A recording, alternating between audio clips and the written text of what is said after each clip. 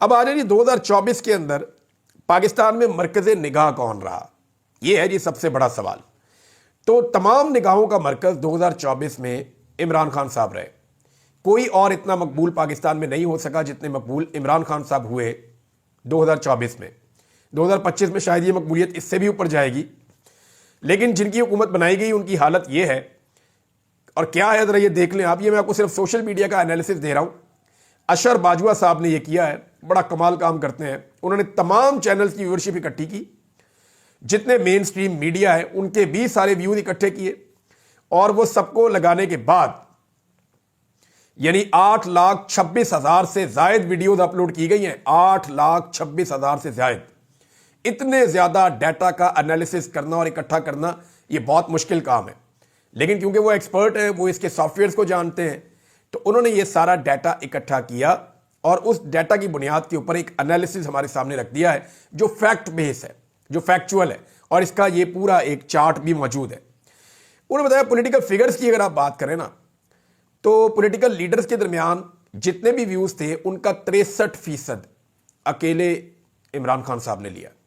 جتنے بھی ویوز تھے اکیلا عمران خان جیل میں بیٹھا، ایک لفظ نہیں بولا، ایک تصویر باہر نہیں آئی، پھر بھی 63%۔ آپ اندازہ کریں، وہ خدا کی پناہ جو بندہ باہر ہو، بات کر رہا ہو، لوگ اس کو سن رہے ہوں، وہ دکھائی دے رہا ہو، تب تو مانتے ہیں جی اس کے ویوز آ رہے ہیں۔ ایک بندہ موجود ہی نہیں ہے، آپ نے اس کی کوئی ویڈیو نہیں دیکھی، آپ نے کوئی اس کی آڈیو نہیں سنی، اس کی پرانی ویڈیوز، پرانی آڈیوز اور پرانی تصویروں کے اوپر جو ویوز ملے ہیں وہ 63% ہیں پاکستان کے ٹوٹل ویوز کے۔ یعنی یہ لگ بھگ 8.25 لاکھ ویڈیوز ہیں، اور ان میں 63% ویوز اس بندے کو مل رہے ہیں جو پورا سال دکھائی نہیں دیا، نظر ہی نہیں آیا، سنائی نہیں دیا۔ 63% سے زیادہ ویوز، جبکہ باقی پولیٹیکل پارٹیز کے سب کے ملا کر 37% ہیں۔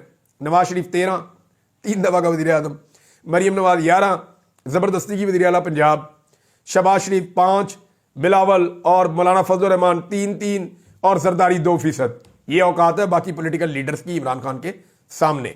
اب آ جائیں ذرا پاکستان تحریک انصاف کے ٹائٹل والی ویڈیوز کے ویوز اور باقی پولیٹیکل پارٹیز کے ویڈیوز کی ویوز۔ اب اس میں بھی ایک چارٹ موجود ہے ہمارے پاس سامنے۔ 78% آڈینس، 78% آڈینس پاکستان تحریک انصاف کے ساتھ، ان کے ویوز کے ساتھ ہے، انہیں دیکھ رہی ہے، جبکہ باقی جو آڈینس ہے اس میں یہ ڈیٹا میرے سامنے ہے، میں آپ کو پڑھ کے سنا دیتا ہوں۔ نون لیگ کو جی 13% ویوز ملے ہیں ٹوٹل ملا کر، پیپلز پارٹی کو ملے ہیں جی 5%، ایم کیو ایم کو ملے ہیں جی 2%، جمعیت علماء اسلام فضل الرحمان صاحب کو ملے ہیں جی 1%، اور تحریک لبیک پاکستان کو ملے ہیں جی 1%، اور آئی پی پی کو ملے ہیں جی 0%۔ جماعت اسلامی جو جیل میں بیٹھے ہوئے آدمی سے ان کے امیر کہہ رہے ہیں کہ تم گارنٹی دو کہ اسرائیل کو نہیں مانتے، اور جو حکمران میں بیٹھے ہوئے، حکومت میں بیٹھے ہوئے، ان سے وہ گارنٹی نہیں مانگ رہے، ان سے بات نہیں کر رہے، اور جیل میں بیٹھے ہوئے آدمی کو ٹارگٹ کر رہے ہیں اسٹیبلشمنٹ کے کہنے کے اوپر۔ آپ اندازہ کیجئے، بڑی افسوسناک بات ہے۔ تو جماعت اسلامی کے بھی 0%۔ جب اس طرح کے کام کریں گے تو یہی ہوگا، یعنی جو ٹوٹل ویوز ہیں ان کا 0% تقریباً بنتا ہے، 1% سے بھی بہت کم۔ یہ جناب جماعت اسلامی کو ملا ہے۔ یہ ہے جی اس وقت عمران خان صاحب کی مقبولیت جب 2024 کا آخری سورج غروب ہوا۔ ایک اور جناب 2024 کا کارنامہ پاکستان کی جانب سے، پاکستانی حکومت اور اداروں کی جانب سے، اور وہ کارنامہ ہے انٹرنیٹ کی بندش، اور اس کے اوپر بھی ایک ڈیٹا ہے۔ یہ ڈیٹا بھی اب سرکولیٹ کر رہا ہے، اور یہ فیکچول بیسڈ ہے کہ دنیا میں سب سے زیادہ انٹرنیٹ کس ملک نے بند کیا۔ تو جناب پاکستان اس ریس میں دوسرے نمبر پہ آیا۔ تھوڑی سی اور محنت کرتے نا، چند گھنٹوں کے فرق سے پاکستان پہلے نمبر پہ آ جاتا۔ تھوڑی سی اور کوشش کرتے اور انٹرنیٹ کو مزید بند کرتے تو پاکستان پہلے نمبر پہ آ سکتا تھا، کیونکہ تھوڑے سے فرق کے ساتھ میانمار ایک ملک ہے جس کو آپ برما کے نام سے جانتے ہیں، پرانا نام برما ہے، نیا نام میانمار ہے۔ یہاں پہ اس وقت فوجی حکومت ہے، ڈکٹیٹرشپ ہے، وہاں پہ جو انٹرنیٹ کی بندش ہے وہ پاکستان سے تھوڑے سے نمبروں سے جیت گئے ہیں۔ پاکستان دوسرے نمبر پہ آ گیا ہے پوری دنیا میں۔ یہ کارنامہ بھی پاکستان کی اس حکومت نے، اسٹیبلشمنٹ نے اور موجودہ رجیم نے کیا ہے۔ انٹرنیٹ شٹ ڈاؤن کے دورانیے کے لحاظ سے دنیا بھر میں دوسرے نمبر پہ 2024 میں پاکستان، اور برما یا میانمار جو ہے وہ پہلے نمبر پہ ہے۔ وہاں کے سیاسی رہنماؤں اور میڈیا پر سخت پابندیاں ہیں، لوگوں کو جیلوں میں ڈالا گیا ہے وہاں پہ، تو وہ ہم سے آگے جا رہا ہے، دنیا میں دوسرے نمبر پہ ہم ہیں۔ इंटरनेट शटडाउन में पाकिस्तान ने 1861 घंटे तक इंटरनेट को बंद रखा है पाकिस्तान में। और म्यांमार से बहुत थोड़ा सा फर्क है कि हम उससे बहुत थोड़ा सा पीछे हैं। डिजिटल मईशत को और अवामी राब्तों को बुरी तरह तबाह किया इस बंदिश ने। इसका जो बिजनेस और फ्री लांसर्स को नुकसान हुआ है वो $351 मिलियन का नुकसान हुआ है। सऊदी अरब को हमने जो अभी बेचा ना रेकोडेक का 15%, वो हमने लगभग 500 कुछ मिलियन का बेचा है। तो 351 मिलियन का नुकसान हमने यहां पे अपना मुंह काला किया, इंटरनेट बंद कर करके। सारी दुनिया में अलग बदनामी हमारी हुई है। और ये जो सऊदी अरब को हमने बेचा है ना रेकोडेक, इसकी कहानी मैं आपको पूरी बताता हूं कि ये एक्चुअली है कितने का, हमने बेच कितने का दिया और ये हुक्मरान कर क्यों रहे हैं, और ये क्यों सऊदी अरब को राजी करना चाहते हैं, किस मकसद के लिए करना चाहते हैं, और ये कितने का सोना था जो हमने कितने में दे दिया। और इसके अंदर खाली सोना नहीं है, इसमें कॉपर भी है।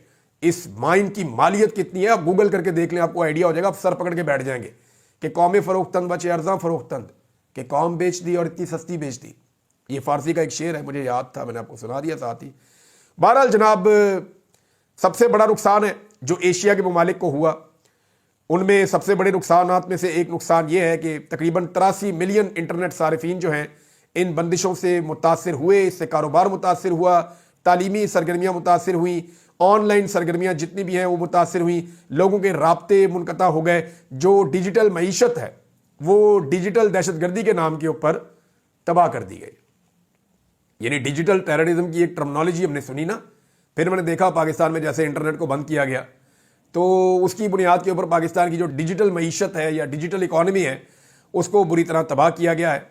और इसके बाद जो पाकिस्तान के टैलेंट के साथ हुआ, जो पाकिस्तान से लोग पैसा लेकर पाकिस्तान से बाहर भागे, ये रीजंस होते हैं ना। आप लोगों को माहौल देते हैं तो लोग यहां पे रहकर काम करते हैं। एक और जो जाते जाते भंड किया, जो जाते जाते बेड़ा गर्क किया पाकिस्तान की मईशत का, जिसका खुमियाजा हम अगले साल भुगतेंगे। और मैं आज आपको वार्न कर रहा हूं और आपको बता रहा हूं कि गंदम के हवाले से एक बड़ा बहरान हमारे सर पे खड़ा है और इसकी निशानदेही जो है मुजम्मिल असलम साहब ने की है। और ये डाटा अवेलेबल है, आप जाकर इसको चेक कर सकते हैं। और इस पे जनाब जंग ग्रुप, जो बहुत फेवरेट ग्रुप है हुकूमत का, उसने भी इसके ऊपर रिपोर्टिंग कर दी है। पाकिस्तान में जो हमें गंदम चाहिए थी, पंजाब में उसका हदफ रखा गया था कि कम से कम 16.5 मिलियन एकड़ के ऊपर गंदम लगे तो हमारी ज़रूरियात पूरी होती हैं।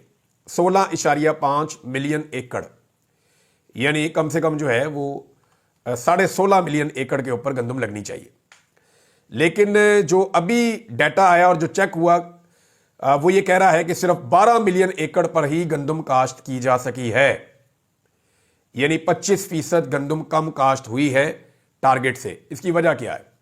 मरियम नवाज ने किसानों को रोल के रख दिया। पहले उनको कहा गंदम इस कीमत पे खरीदेंगे, वो कीमत इंतहाई कम रखी, किसान खसारे में जा रहा था। फिर उस कम कीमत के ऊपर भी गंदम खरीदने से इनकार कर दिया, जिसकी वजह से किसान की कमर टूट गई। वो अपनी गंदम बेचने के लिए बेचारा मजबूर हो गया।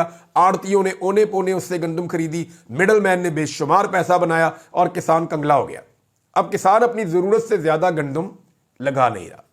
जब वो ज़्यादा गंदम नहीं लगा रहा, क्योंकि उसके ऊपर अखराजात करेगा, बाद में ये खरीदेंगे नहीं, तो वो पहले ही नुकसान उठाकर बैठा हुआ है। तो इस वजह से हमारी जो काश्त है वो कम हो गई है। अब जब काश्त कम हो गई है तो इससे मिलती जुलती सूरत जो है वो सिंध से भी रिपोर्ट हो रही है कि वहां पे भी सूरत हाल कोई इतनी हौसला अफजा नहीं है।